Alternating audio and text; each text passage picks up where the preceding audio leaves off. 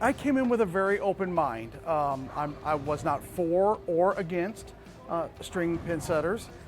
After today, I would say I'm leaning way more towards it being a positive thing for our sport. I'm pleasantly surprised.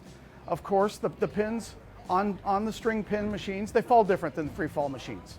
I saw a couple out of the ordinary things today that we would have saw out of the ordinary things on free fall. You know what I mean? The pins bounce off the wall and hit a pin that shouldn't have fallen. A couple of splits got broken up today because strings got wrapped around them. It's part of the game. I'm a bowler. I love bowling. If it keeps centers open, I'm all for it.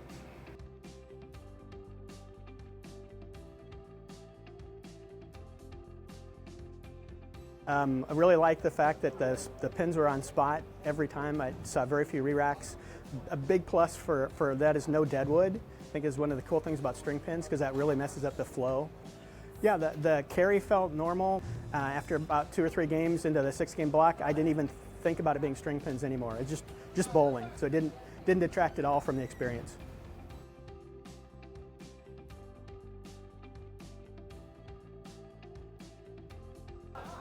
You don't have to worry about out of ranges. You don't have to worry about deadwood.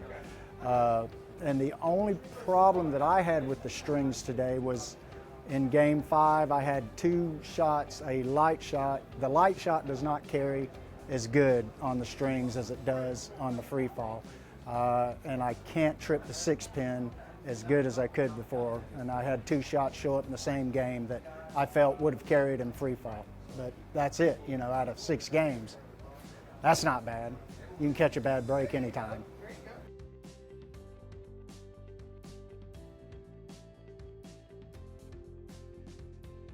Today was just normal bowling for me, and it was fun. It was normal bowling. Did I leave a 4, 5, 7? I did, but it was a little weird. But overall, though, it was so much the same. In the pace of play was pretty good. There was hardly any re-racks. Maybe I seen 1 re-rack, but what for? It was more of a tempo thing than the actual pin being all spot. I mean, a lot of centers we bowl, the pins are all spot on a steady basis. Creates a lot of re-racks, creates a lot of bad carry, but you don't get that with these. It's pretty cool.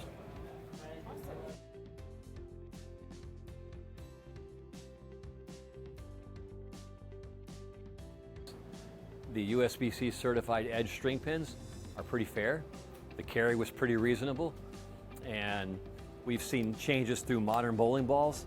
We've seen changes through modern lane conditions. We went from wood lanes to synthetic lanes. We've seen changes. People have bowled on twister pins in the past. We've seen all these changes, and the game has still survived. The game is going to survive and be better through this as well.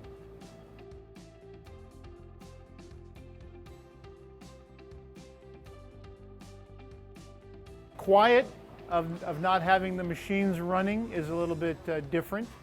But all in all, I think the scoring pace has been very fair with the strings. I think that they're a much more honest carry than some of the pins that fly around, bouncing off the sidewalls and stuff. So I think you get a much more honest carry that way.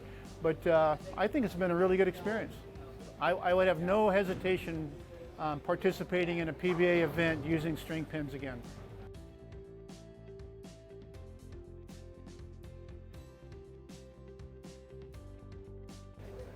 I'm a proprietor, or past proprietor. I just sold a bowling alley in December. It was a little 6-lane place.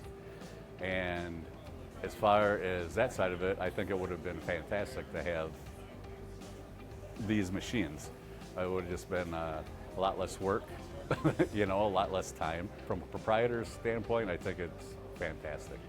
And I think the bowlers that are skeptical would, after they bowl on them for a few times, I think that would go away. So that's my feeling on them.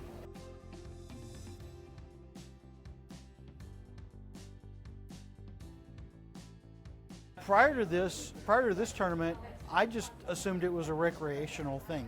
And I thought it was kind of a long shot that we would ever bowl on it. But now that I've bowled 7 games on it, I think it has a real chance of being there in the future. Yeah, I would definitely participate in a future event, a PBA event that was on USB-C certified edge pin setters. The great thing about this that I've noticed is that you always have a good rack. There's never a tight pocket. There's never a wide pocket. We hadn't had to take a re-rack. Re-racks are maybe a thing of the past.